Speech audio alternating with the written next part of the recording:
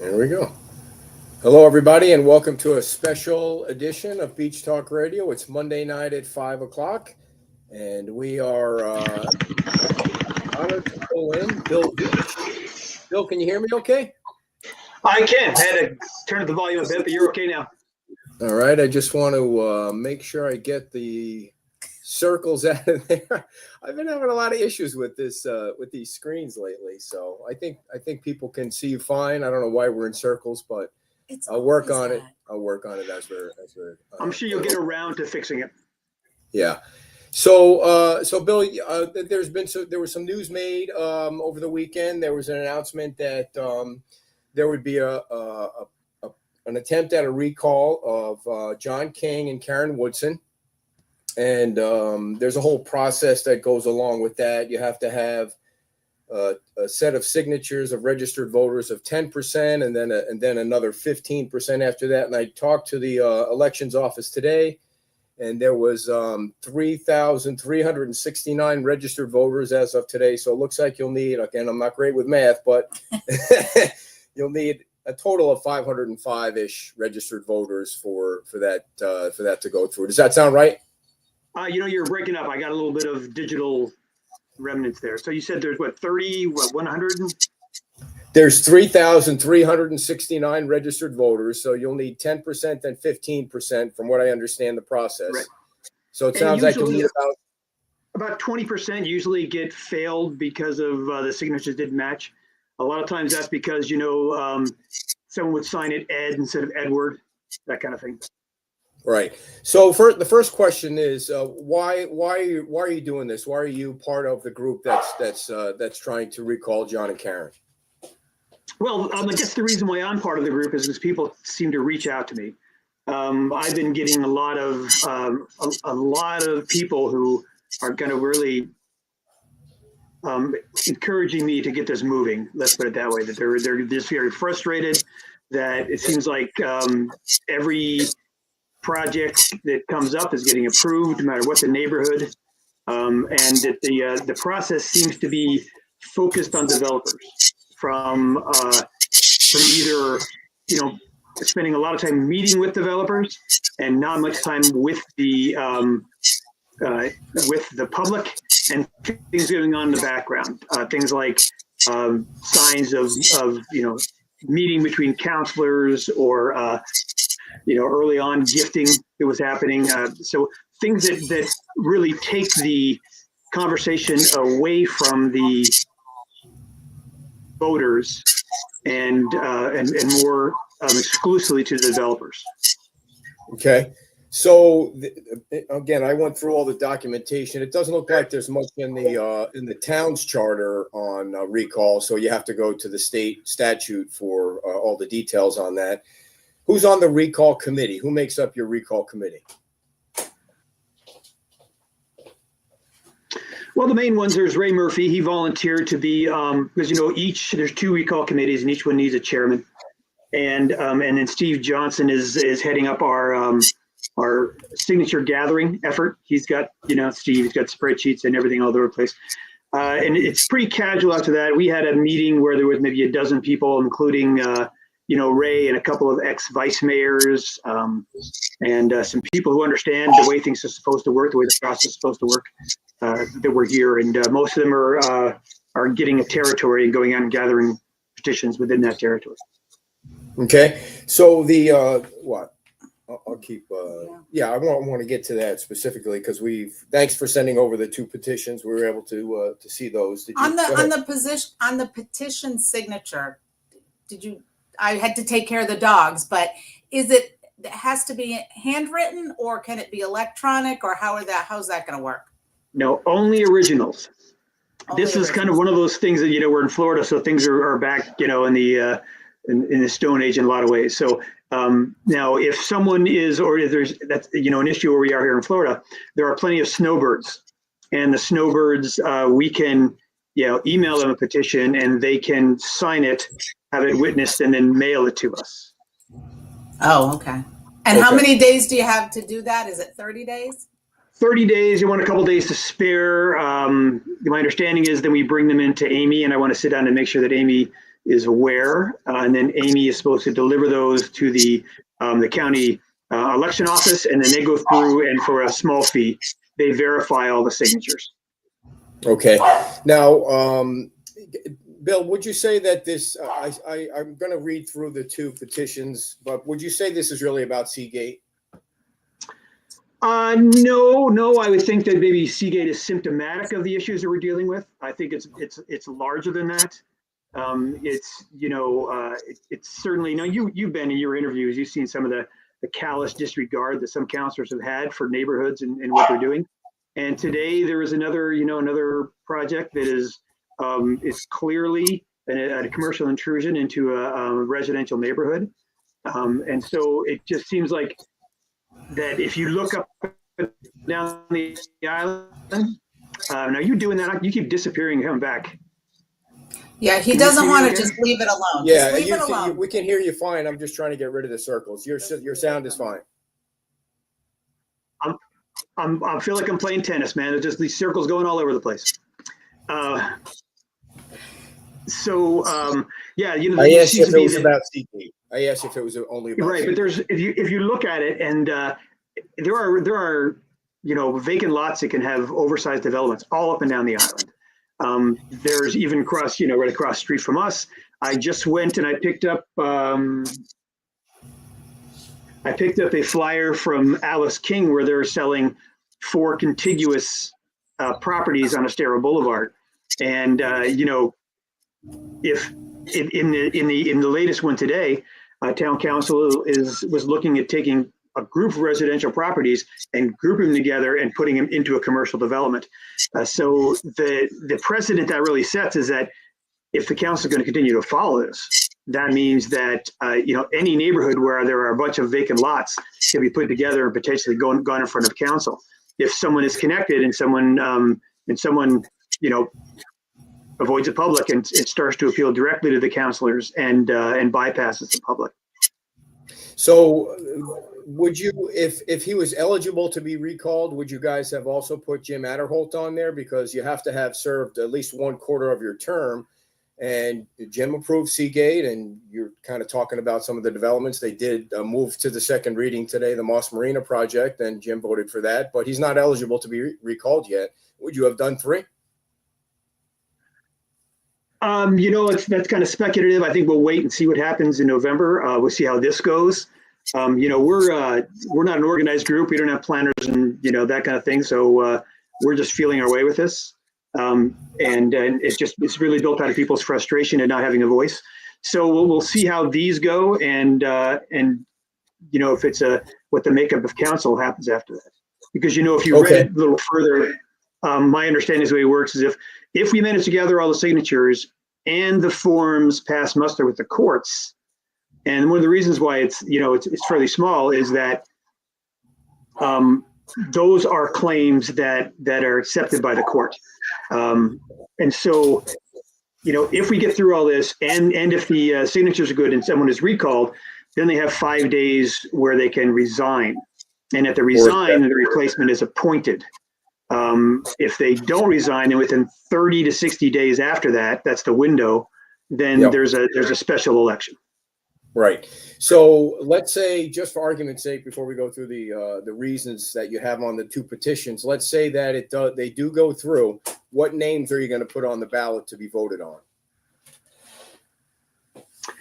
If it goes through and it goes to an election, then that's really not my call. That is, I think even the people who were recalled might be able to go back and run for election. But it is not like I or anybody in the group has a slate of replacement candidates. Okay, but would you be okay if your name was on it? Would you want your name to be on it? I really, really don't want to go down that road. It's not, even this is certainly something that I'm really not very happy about doing. Honestly, I've got dozens of things I'd much rather be doing. So I'm not really looking to get onto council myself. But we'll see who steps up to the plate. I think there's a lot of really good people here.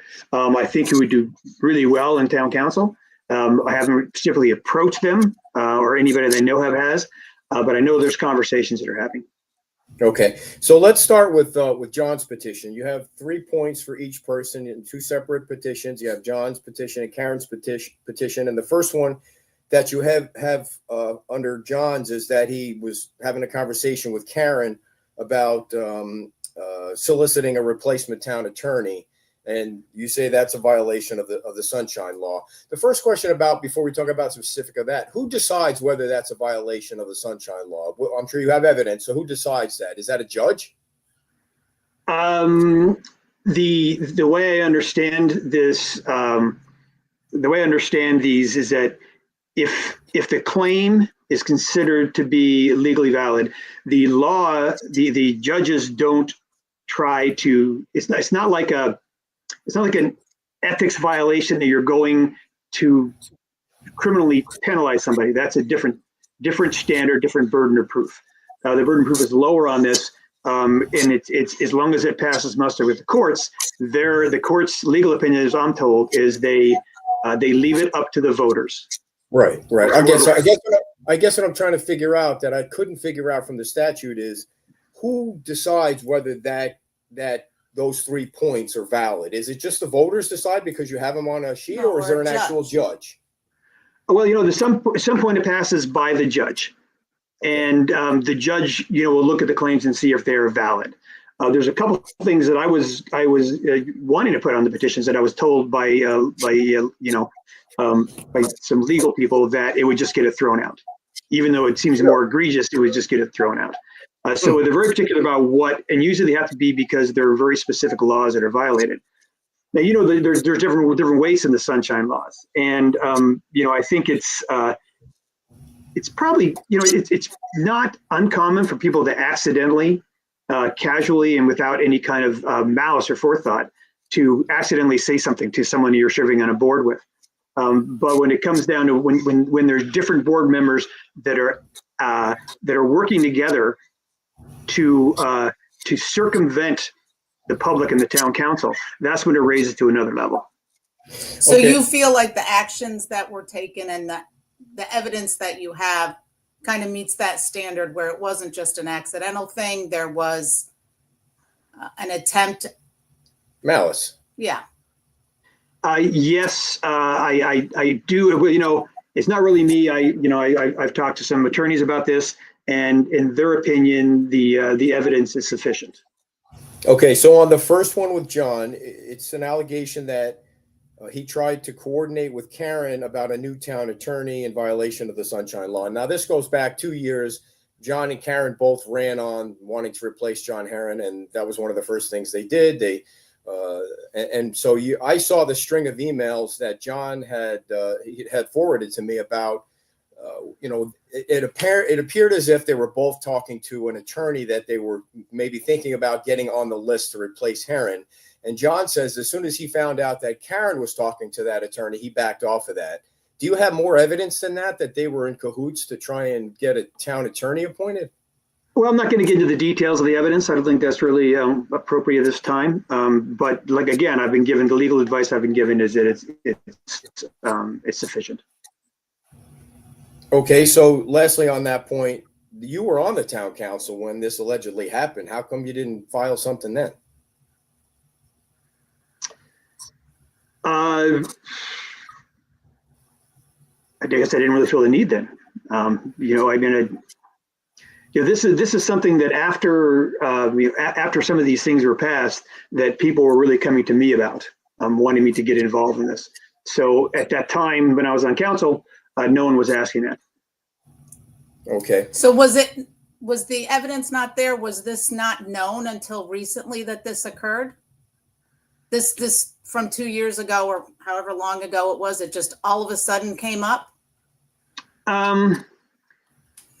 No, I think it was always there, but I just don't think there was any particularly overwhelming reason to take it to the next level.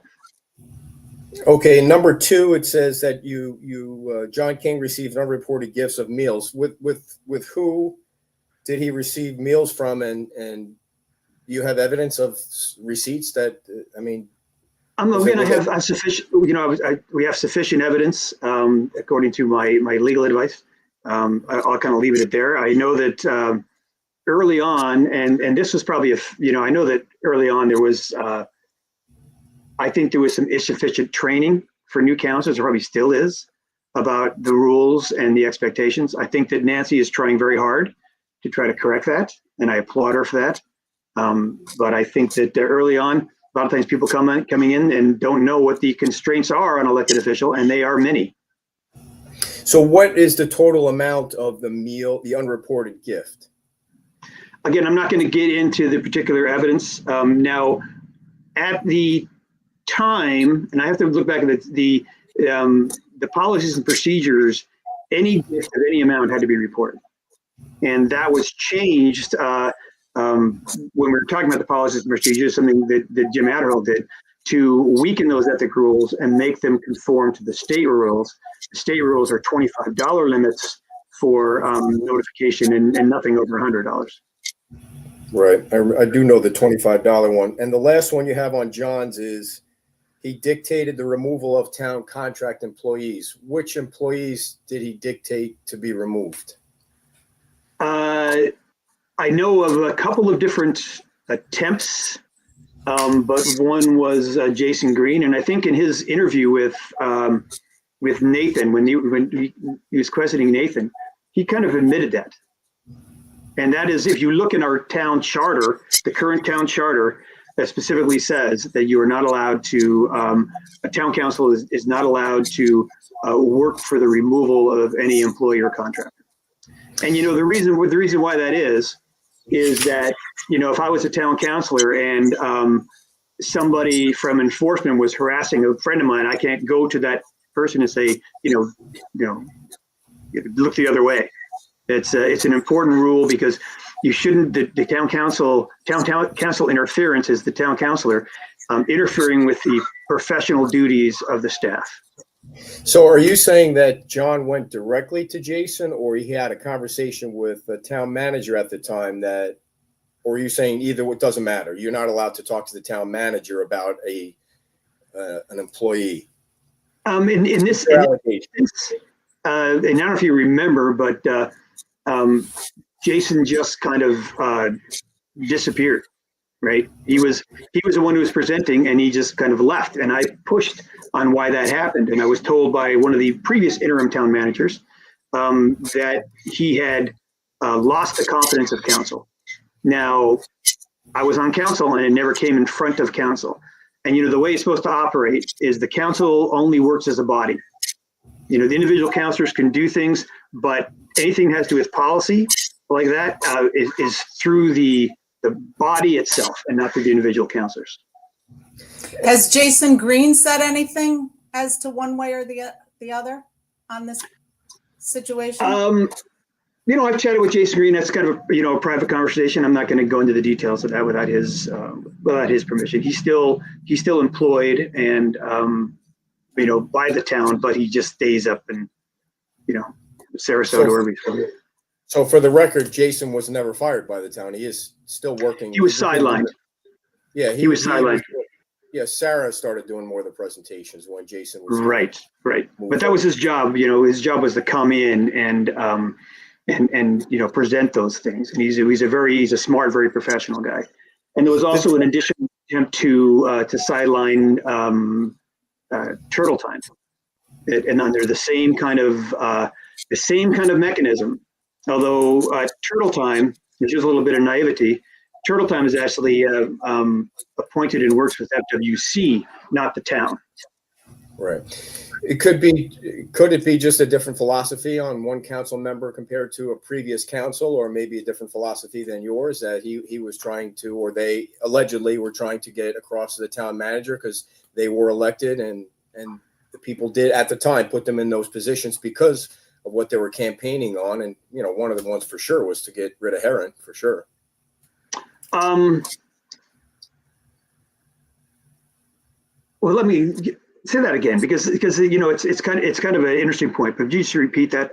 Sure. Your clearly your philosophy is different than John's and maybe Karen's. I think it is just from covering the meetings, and that you kind of were more of a fan of the Roger and John. You thought the institutional knowledge was important for the council not to throw out with the bathwater right after a hurricane, a Category 5 hurricane. And John and Karen felt like both, and probably Dan and Jim too, felt like Roger and Heron had to go.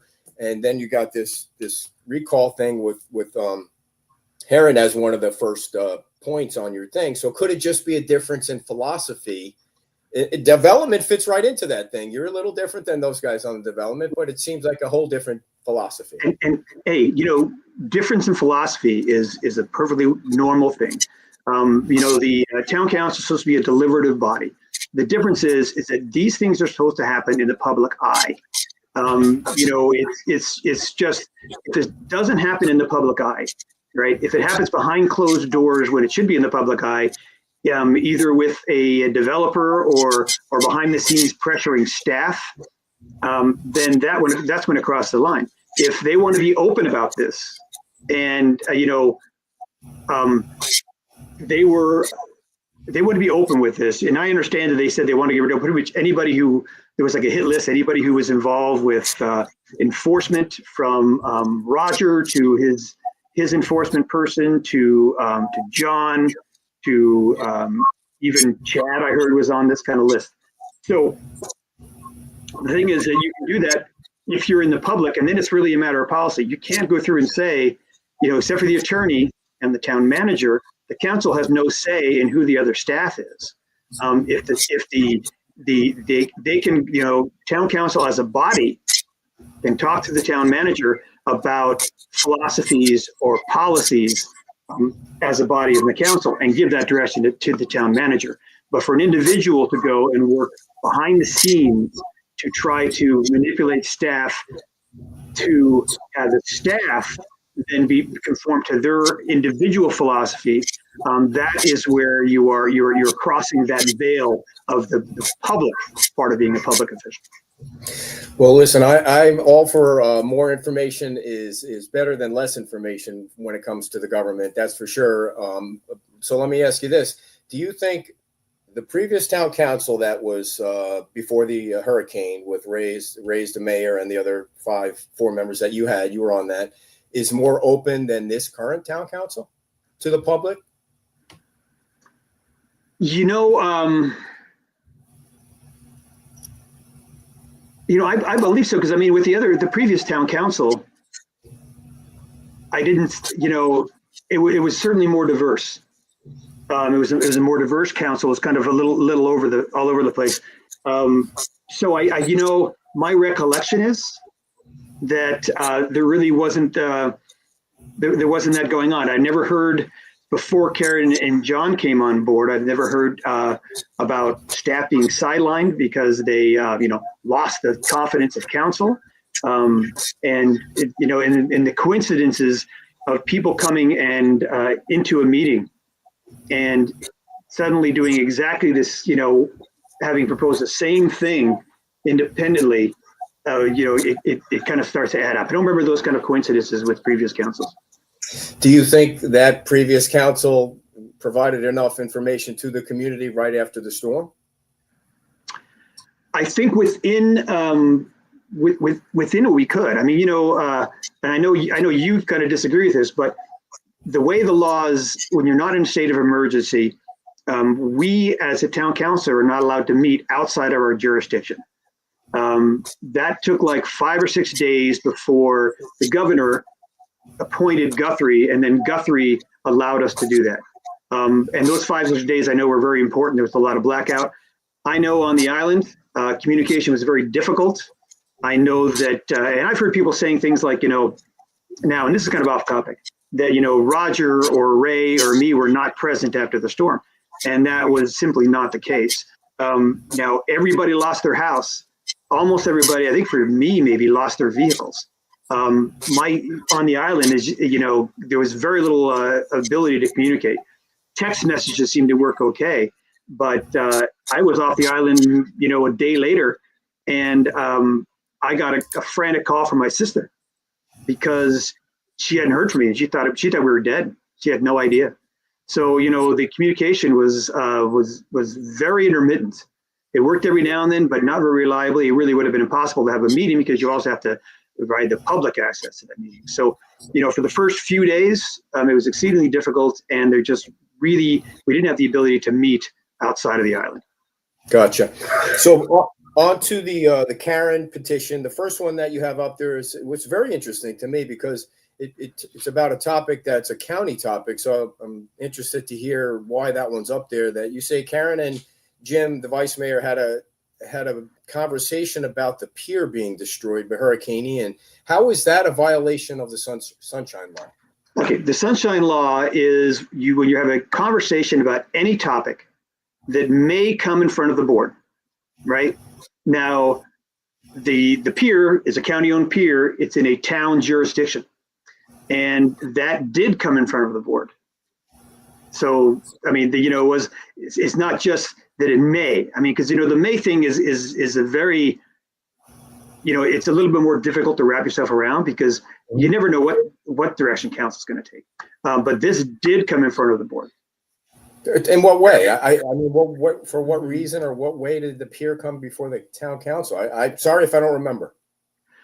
This was part of the FMB, or let's go FMB era, if we want to call it that, which, honestly in itself was it was a Sunshine Law issue in the making, because it's not a, you have a committee which really no one's appointed and it's a little bit opaque, and you have counselors that are in and out. It was, and you don't have to necessarily go and talk to a counselor, but a message that's relayed from a counselor to a counselor also counts as a violation of Sunshine Law. So the town was making recommendations to the county about the pier. And again, the pier is inside the town's jurisdiction. Gotcha. Well, but just to be clear, that committee was a community committee. It wasn't it wasn't a sanctioned town committee. But yeah, Karen was like the liaison, or there was participation by town council members, but it wasn't like the MRF committee or public safety committee that's actually sanctioned by the town. It was a community committee. Right. But there were counselors in and out, and there were multiple counselors who would attend meetings. Okay, so then you say Karen, this is not you, but this petition says Karen engaged in a private conversation with John King and the town attorney one is on both, so we'll skip that. And that she has unreported gifts. What was I'm going to ask you anyway, but what was the dollar amount and to who did she have these Well, let me just ask, because we know you're not going to say. You're not going to answer You're me. not going to answer him. Is it, do you have a dollar amount? Like, I'm not asking you what it is. I'm asking you if you, well, he's not going to answer that, but do you have a dollar amount? Is it? Do you have receipts? I'm not going to, you're kind of expecting this coming. I've been told that the evidence we have is sufficient for this petition. So you say you guys have evidence. Is that evidence then presented to the judge at some point? Is that how the judge will decide whether or not these 6 points that you guys have put on these two petitions pass muster? I am not sure. Okay. I don't, how it is. It probably may depend on the judge, or they may want some clarification on it to see whether it raises to the level of the claim. But the way it works is that, this is, I look at a recall more like an impeachment. Mm-hmm. You can be guilty as all get out, and still, if you have the political, control of, enough of the Senate and the House of Representatives, then you basically just, you get the ceremonial impeachment, which is the first step, but then the second step, to get removal almost never happens. But that's a political thing. They really don't look necessarily at the evidence. It's a matter of, do you have the popular support? This is kind of similar, but it's for the voters to decide. So go ahead.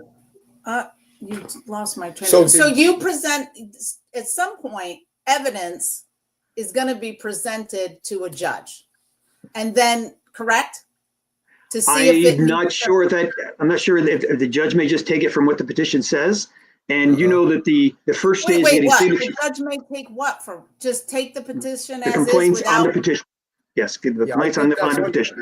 I agree with you, Bill. That's unclear in the state statute. Like it doesn't say flat out that a judge will decide whether these 3 points. It says you have to have it 200 words or less, and then there's a whole time frame thing. But it really, like, I think John and So Karen. somebody could just, I'm just saying, somebody could just make an allegation without evidence. No, I think what happens, what you can correct me if I'm wrong, Bill. I think from the research that I've done, John and Karen can object to it and take it to a court and try and. Now, I don't know if that judge looks at the specifics of the points in the petition or just rules whether or not John and Karen have legs to stand on when they object to it. That's the whole thing. I haven't been able to figure that out yet. Who makes the decision? Like, otherwise you could do this like willy-nilly forever. Not you, but anybody could just put 200 words together to try and get somebody kicked off a council. You must have to have some evidence to.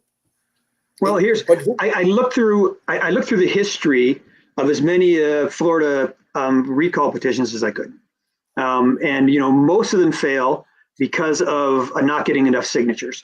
And there's some cases where they didn't even try to get any signatures. They just filed a petition as kind of a poke, but eventually it goes to a judge who looks at, they look at what the charges are and they look at the form. There was one case where a judge threw out an entire petition effort that was successful because they didn't have the name of the county on the form. So it's all technical. It sounds like the judge is just looking at to make sure everything was followed and not even looking at the evidence. Right. And that's, the legal opinion I've gotten is that it's really the emphasis of this is to leave it up to the voters. Right. And I'm just being honest. I think you do have enough, you will get enough signatures. I just do think enough people are angry over the Seagate thing. I think they are. But if you don't have it, just seems unfair. It does seem unfair, but to accuse somebody of something and not have to prove it, and then say then it's the ball is in their court to prove their innocence on something where there's no evidence for them to, like, and you can't. Well, okay, I understand what you're saying. I do, and this is not like we're going to the Ethics Commission and filing an ethics complaint, right? And which you could, but there's certain things, and I know people who are talking about it. I honestly do know people who are talking about that. It is really a matter of whether the process is being followed correctly. That's my understanding. So eventually it does go, and a lot of them are thrown out by a judge. One of the reasons why it took so long is because it's not a lot of people have experience in this. Yeah. I certainly didn't. Bill, who pays the cost of an election? Elections aren't cheap. I think the electioners are paid by the county or the municipality. That's and it's it's a pretty small election. I'm not sure. It almost sounds like it's one of these European governments where they have a confidence vote, and all of a sudden the government's gone, and they have 60 days to have an election. Where the election is supposed to happen between 30 and 60 days after the recall has been, the final signature bank has been submitted and accepted and it's gone through the courts. Then they go to the county who runs our elections, and they have 30 to 60 days.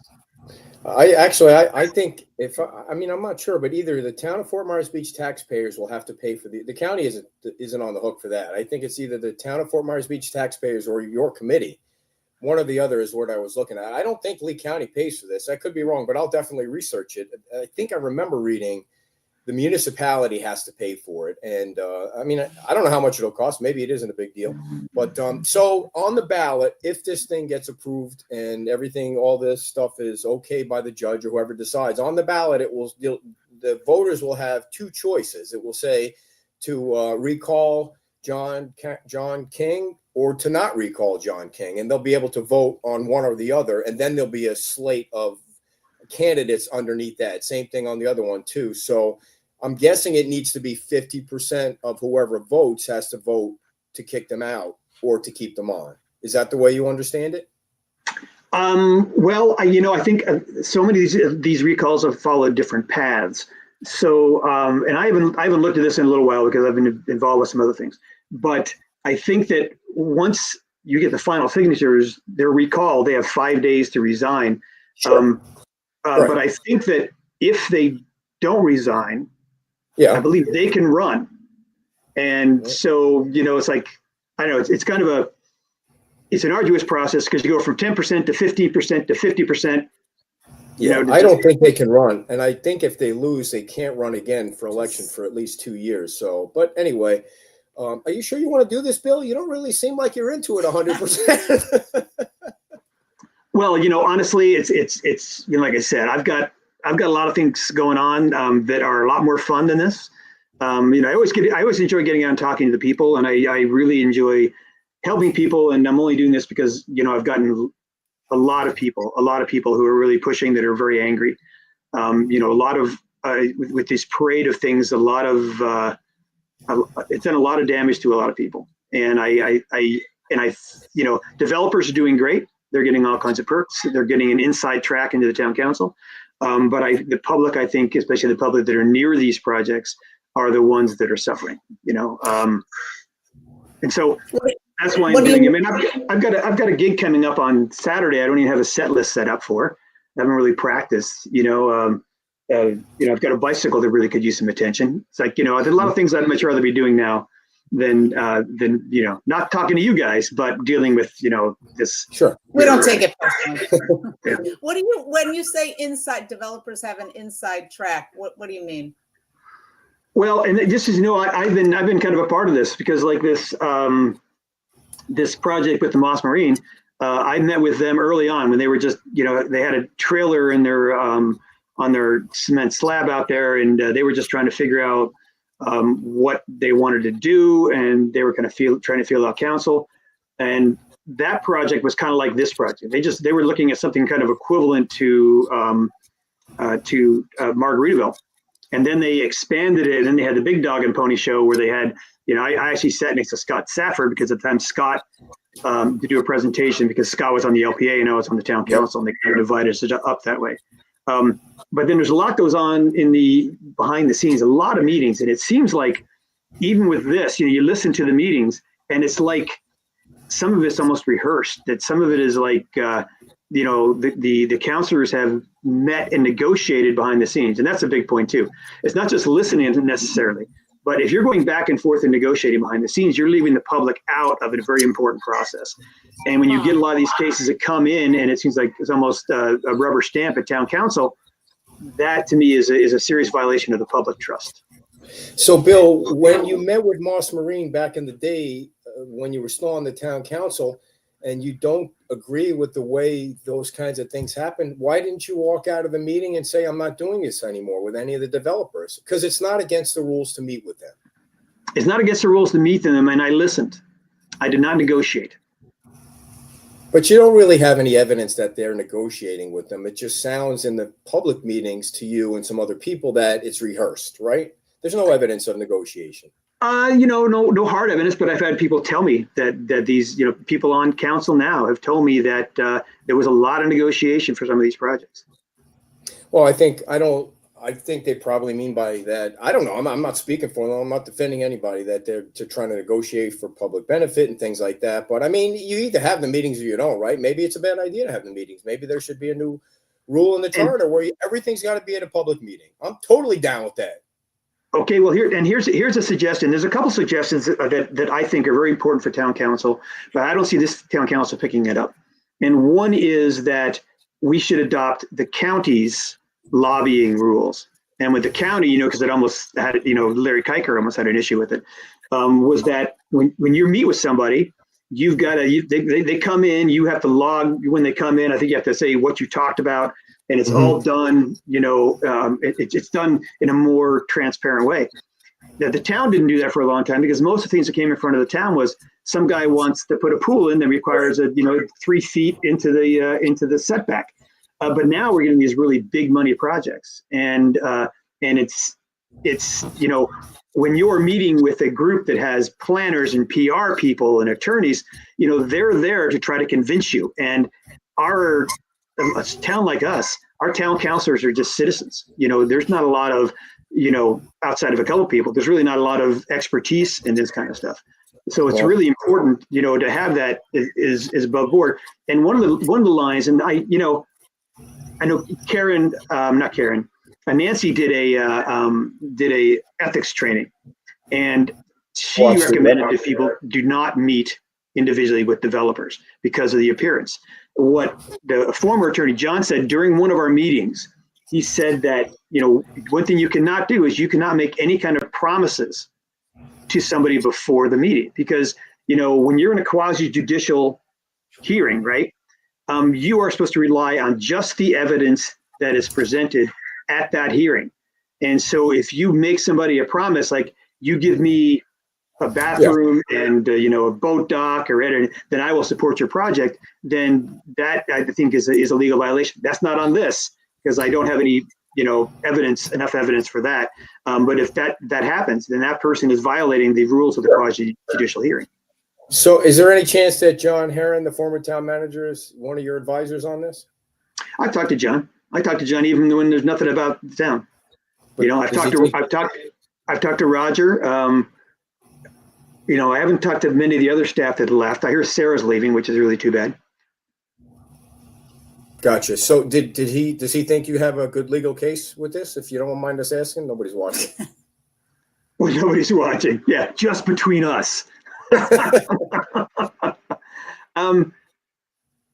Not John particularly, but that people that I got in touch with John. Gotcha. The referrals. Have you? Because have the you thing got- about it is, even though John's board certified, and I think he's a competent, if wordy attorney, that recall is not that common, and so it's not something that he really has a particular expertise in. Do you have a deadline that you're trying to get all these signatures by? Well, they have 30 days. Yeah, 30 days. So we have we 30 want days since the announcement of this. I got you. I didn't know that. right, and we're just going to get as many signatures as we can in 30 days and see where it goes.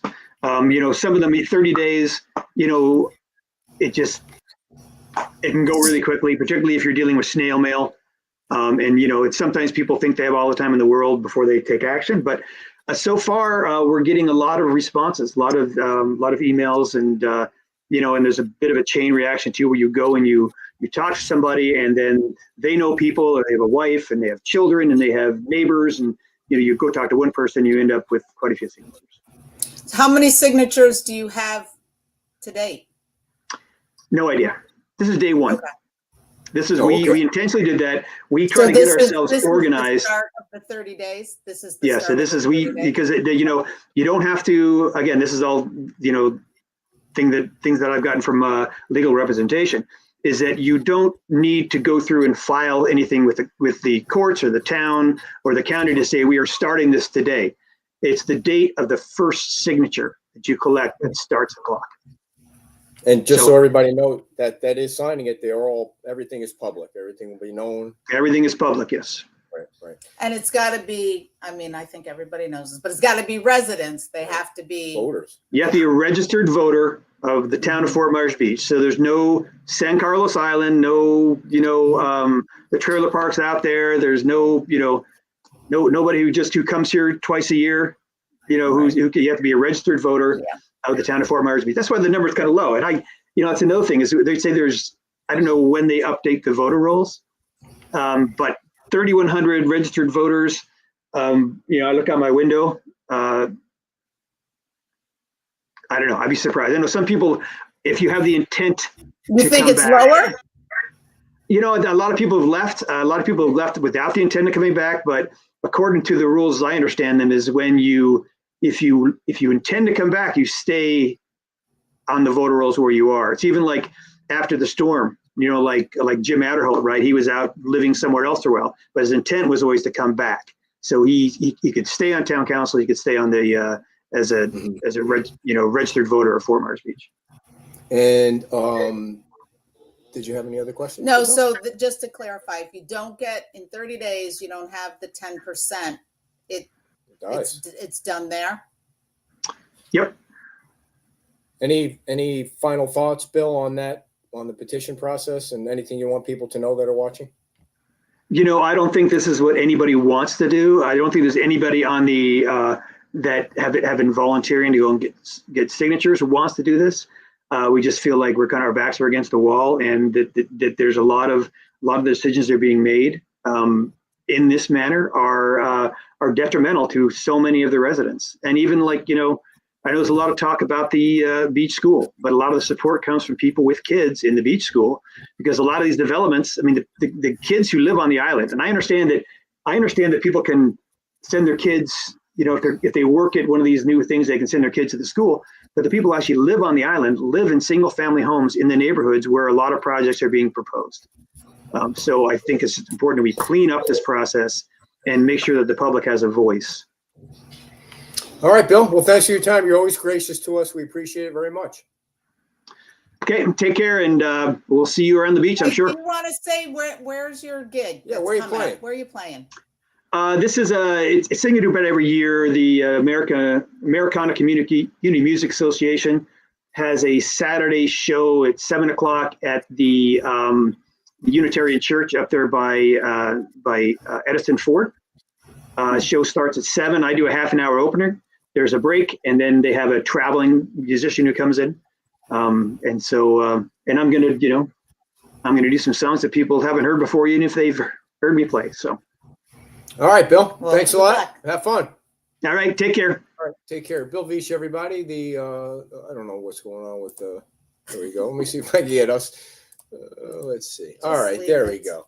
All right. Thank you all for tuning You need in. more practice with this. I don't know. I'm so used to doing it on the laptop. Settings. I'm so used to doing it on the laptop, and we do this on the computer at home, and it's been forever. We're not even using our microphones or anything like that. So the thing that's interesting that I'm not really sure of, because the evidence to me seems kind of flimsy. I don't know what you think. Well, if you don't need to prove it to anybody, then what does it matter? First of all, there was, as he said, he wasn't able to talk about any of the evidence, so you don't know if it's flimsy or not, because we're not been. But what's flimsy is that no one that the possibility that no one has to actually bring it forward. That's a little. That doesn't make. I mean, there's got to be some clarification. And it's concerning, because then there should only be one word on the recall petition, and it should just say Seagate. I mean, that's really what the whole thing's about. Yeah, it's about right, Seagate. That's what. But I don't think that's a real valid reason. You can't use that, just because you disagree with someone's vote. But like I said with Bill on the show, I've seen the email conversation that John had with the attorney, and John says he backed off of that conversation as soon as he found out that Karen was asking the same attorney. And Jason Green was never fired by the town. He still works for the town, and in fact, with Sarah leaving, Jason is going to have more of a role again in making these presentations to the town council. So, I mean, the interesting thing will be whether or not these allegations have to be vetted out in any way to see if they're actually real. Right. Like, do you have evidence of receipts that John and Karen had a free meal from Matt Price or whoever it was? That must have been one hell of a meal, though. But yeah, I mean, don't you think you would need to have receipts on stuff like that? Just once we can figure out how any of that gets resolved, or so who makes the decision on that, it'll be interesting. So 30 days from today is when the petitions need to be signed. So we'll keep you all posted on that, and we appreciate you guys tuning in. And then that's all public. Yeah. Well, I don't know the evidence. I don't know if the evidence has to be made public, but the names of the petitioners need to be made public. And I guess if it goes through, maybe if it doesn't go through, then it's over. Then it's over, and you don't get to see who was on it or any of the evidence. Yeah, and then there'll be a ballot of those two choices will be on. Then there'll be a ballot of it could be as whoever gets the top two. Let's say they get voted off, and I'm not saying they will, but whoever gets the top two number of votes under that, if there's like 5 or 6 people running, the top 2 win, just like a regular election. So do they have to campaign and all of that? I thought I read you. Who knows? No, I think you only have like up to 60 days to have this election. So, all right, everybody, we appreciate you tuning in. Have a great Monday night, and we will see you during the week. We have a women's club event on Wednesday at the Islands Pancake House, and then Thursday, Seaside's ribbon cutting.